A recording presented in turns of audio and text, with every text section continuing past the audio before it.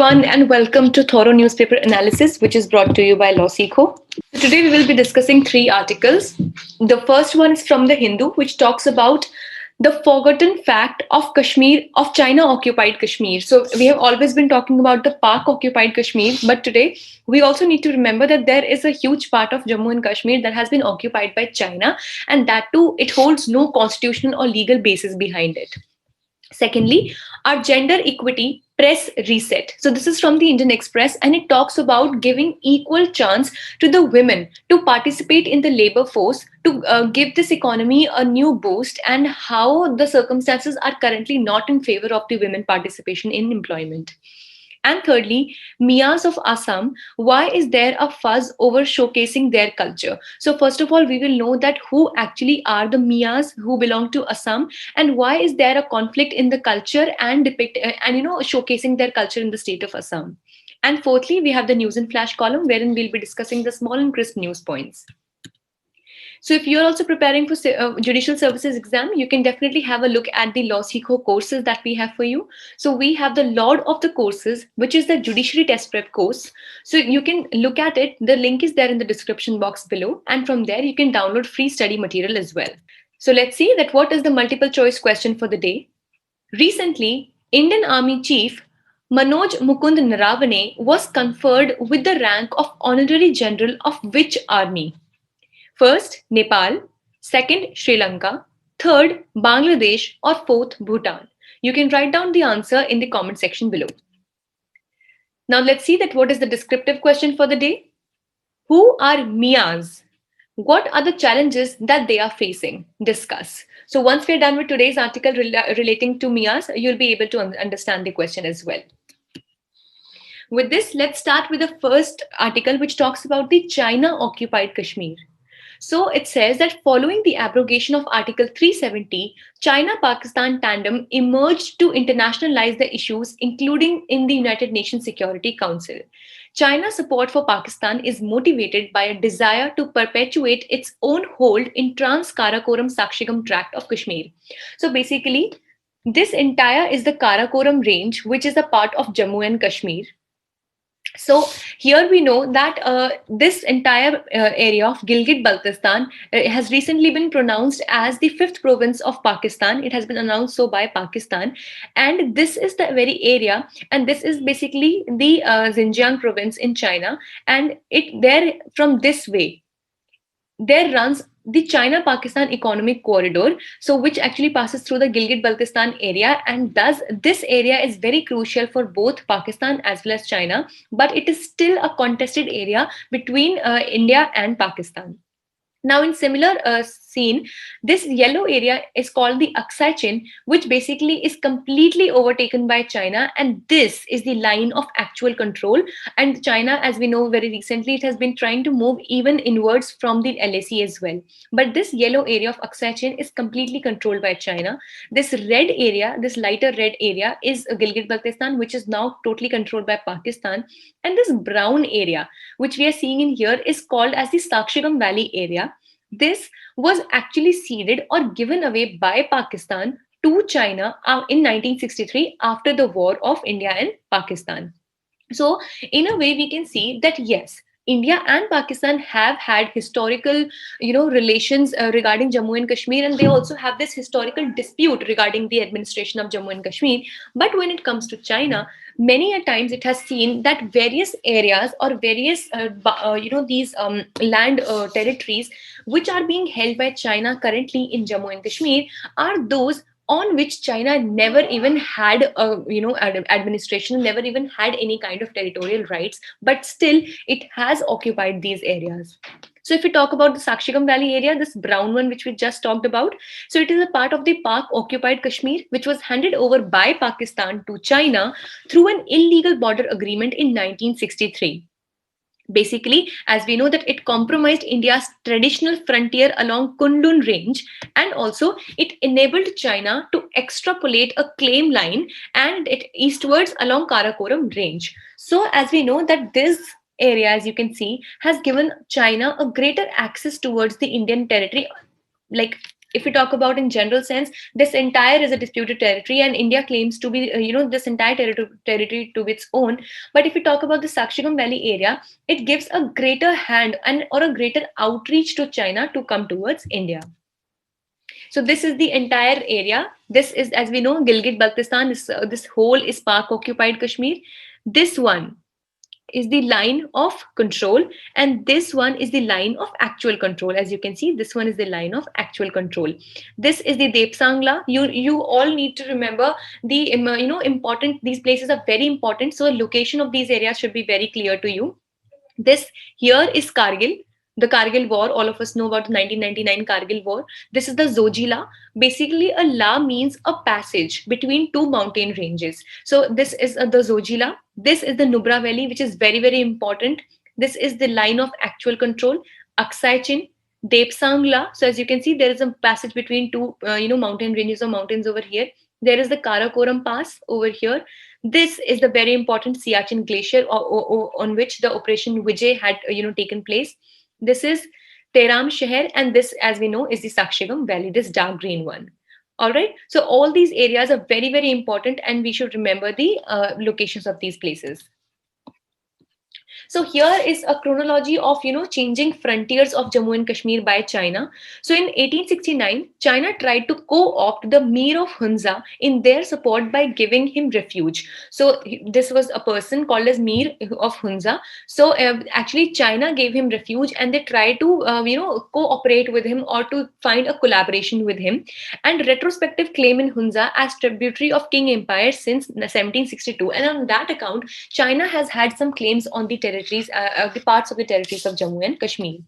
Then in 1890s, China started asserting its presence in the valleys between Kunlun and main Karakoram range. And in 1891, China consolidated their presence at Shahidullah and then to Suget, and lastly at the Karakoram Pass. So we have been seeing, so this is the Karakoram range in here. This is the Karakoram Pass, which we are talking about. So we are seeing that every now and then, with the time increasing, China is also raising or putting forward or putting its claims in the territorial distribution when it comes to the areas of Jammu and Kashmir. So currently, China occupies 5,180 square kilometers in the Sakshigam Valley. This one. Here is the K2 mountain. So this is also a very important thing you should know. So this area of Sakshigam Valley, which is 5,180 square kilometers, also controlled totally by China. And this huge area of 38,000 square kilometers is also the part of Aksai Chin, which is again under the control of China. So these are the areas which we should remember, that it is not only Pakistan that claims various or huge parts of the territory of India, but also it is the China. With this, let's discuss the second article for the day, which talks about pandemic and gender equity. So a report from LinkedIn, as we know, most of us have our profiles on LinkedIn. So a report has been presented by LinkedIn, which suggests that the Indian women increased their participation in paid work between April and July because of work from home. So as we know that obviously due to the norm of social or physical distancing, which all of us are following, and most of us are working from home. So in that scenario, the women have seen an increase in the participation in the employment activities, because now it is possible for them to mix up their professional work as well as their domestic chores. Now, because we know that they don't really have to go and travel to the office or shift altogether to a new place to work. Now, even at a distance, from a distance, they can work, and that is how they can handle both of their, works that are for the domestic household works as well as their professional jobs. So that is why the participation has seen some slight of increase in their participation. And according to some historical findings, so women's labor force participation increased when cost of domestic care is reduced, or work is shared more equally with men, or made more compatible with market work. Now, here are very good, instances that have been given, that what circumstances actually have led to the increase of the women in the labor force participation. Basically, the PLFS, or that is the Periodic Labor Force Survey, which calculates that how many people in a country are a part of the employment sector, or how many people are actually working in the country. And that in all is known as the labor force participation, that how many people are actually participating in the labor force of a country. And in this labor force, please do not think that we only consider the daily wagerers or just the laborers for that matter. It includes every person, every strata of employment is included in this participation. So they say when the cost of domestic care is reduced, as in when it is easy and cheap to avail any kind of domestic helps, like any kind of maids, any kinds of house helps, domestic helps, cooks for that matter, or any child care persons, nannies, or whoever, like babysitters and everyone. So whoever are the whatever services are there, so when they're available at a nominal or at a very affordable price, then it becomes even more possible for the women to step out of their home, because obviously now availing these services at a low cost is possible, and so women can actually move out to look for jobs and work in the outer sphere. And then also, when the work is shared more equally with men, because obviously, see, because obviously, we can see that when the entire burden of handling the house, handling the children, taking care of their education, everything, domestic hygiene, cleanliness, food, etc. If the entire burden of it is on the women, then definitely it does not, make sense, or it is not really feasible for the women to also handle the professional life or the professional job, due to which, unfortunately, the women have to step out from the labor force and have to take care of only their children and family staying in homes. But if this work is equally shared with their husbands, their brothers, fathers, or anybody for that matter, even the men of the family, then the burden of household or the domestic work, it becomes quite less, and women are more capable of going out and working well. Now, as you can see, that a woman who is working from home, you can see she's handling a lot of things all together. She's also taking care of the baby. She's also taking care of the food and everything. She's also communicating and working on her laptop and stuff. So there is a greater possibility, or a greater, in a way, area of job, or better feasibility is available in this regard.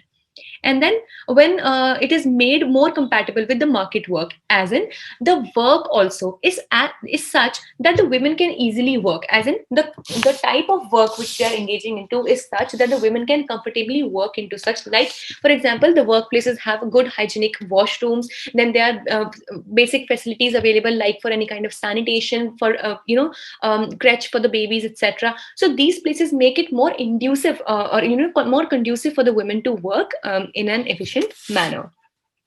Then calamitous events have the potential to shift pre-established labor market patterns and norms, just like the COVID-19 pandemic as well. So the lockdown also showed that India had an increase in the time spent by men in the domestic work. And also, if we see in the global trends, women dropped out of jobs in large number as burden of childcare increased. So there are, shifting gears, or in a way, there are shifting thoughts or shifting outcomes that have come since the lockdown has happened.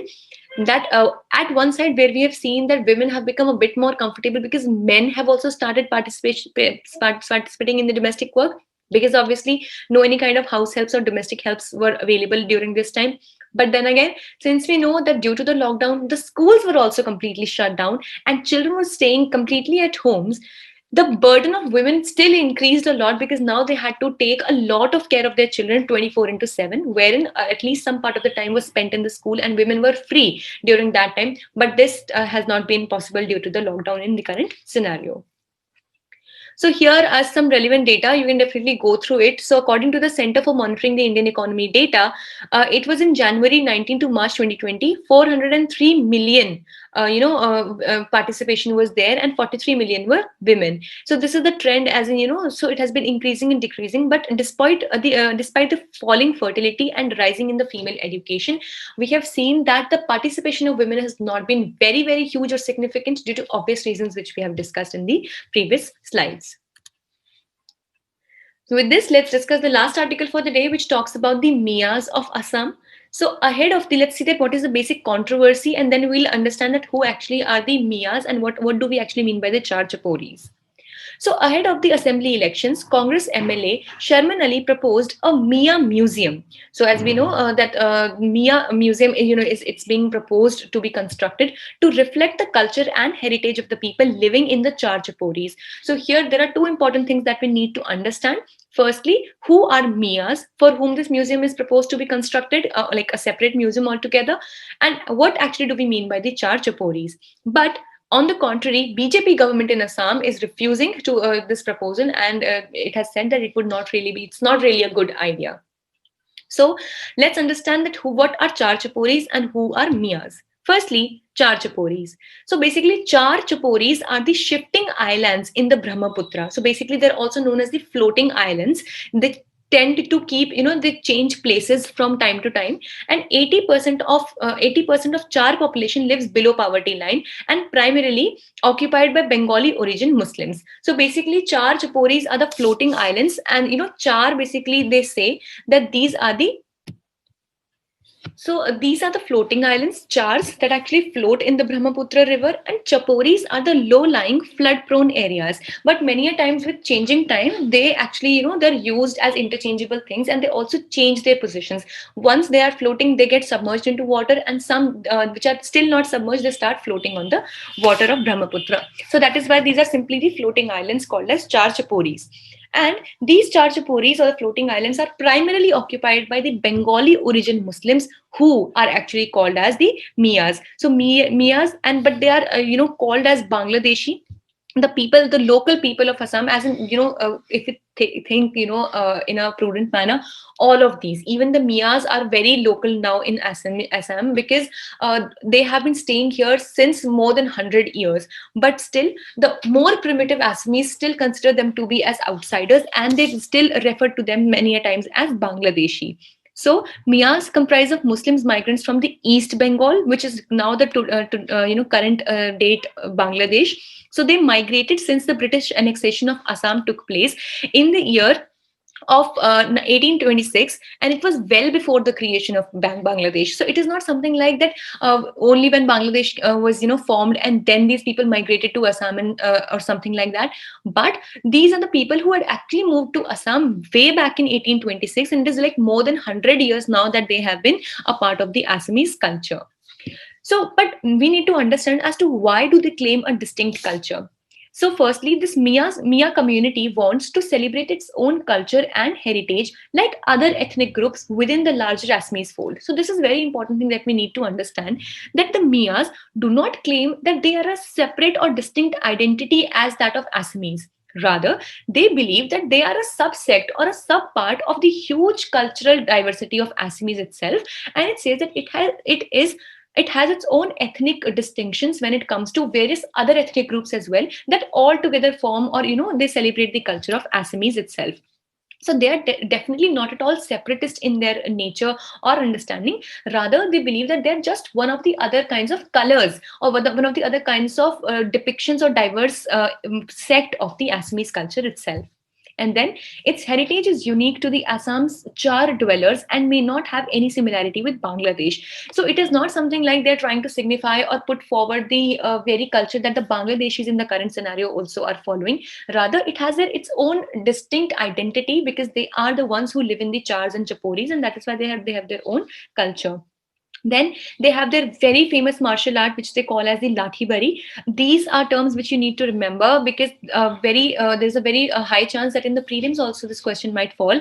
That Lathi Bari is a martial art related to. So either the state might be given or various names of the tribes like Missings, Deongs or Kurumas. Or there are a lot of tribes that are there in India. So you need to know that Lathi Bari is a martial art which is related to the Miyas tribe of Assam. Then the attire that they wear is a white color vest and dhoti with the very traditional gamsa or the gamcha that we call of the Assamese culture. So this was the very tweet through which it was, the BJP government has said that it is not really willing to bring in this different museum. And the reason why what they are quoting is that why they don't want to give a separate museum or a separate distinct identity to the Mia culture is that in future there might be a chance that they try to raise the separatist feelings amongst the people, which in the current scenario no way seems to be the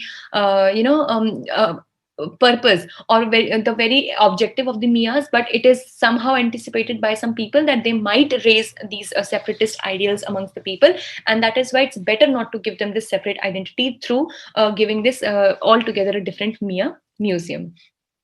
So with this, let's see what do we have for news in flash today. Firstly, India's resolution on counter-terror. So India's annual resolution was co-sponsored by 75 countries and adopted by consensus in the first committee of the United Nations General Council. The resolution includes measures to prevent terrorists from acquiring weapons of mass destruction. So that is how India is also a very important part of this resolution. Secondly, jobs for locals in Haryana. Haryana Assembly has passed the Haryana State Employment of Local Candidates Bill 2020 to reserve 75% of private sector jobs in the state for locals. Very recently, almost a similar step was also, thought about in Madhya Pradesh also. But let's see what goes along with that. So Haryana Assembly has recently passed this bill. Next, Nepal confers honorary rank on Army Chief. So this is the answer of your question as well. Chief of Army Staff, General Manoj Mukund Naravane, has accorded a special guard of honor and conferred the honorary rank of General of Nepali Army. So Nepal is home to a large number of Gurkha soldiers of the Indian Army as well. And fourthly, the body mass index of Indian 19-year-olds. So as per a study published in the Lancet, India ranks third and fifth from the bottom among countries where 19-year-old boys and girls have low body mass index, which itself now is an indication of the undernutrition or malnutrition that we are suffering to. And this is the scenario of all the other countries. So India, even in the terms of boys as well as girls, we have ranked third and fifth respectively in this study. So this was all for today. We hope it was a good session for you. Thank you so much for staying tuned with LawSikho.